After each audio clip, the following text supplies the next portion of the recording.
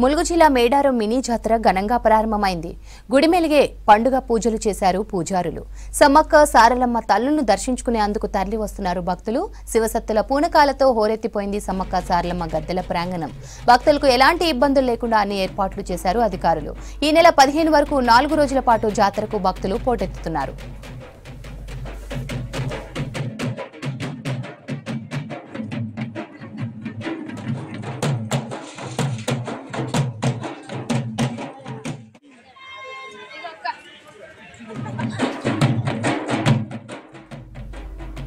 ఆదివాసీ సంప్రదాయం ప్రకారం పూజారులు అమ్మవార్లకు పూజలు చేశారు.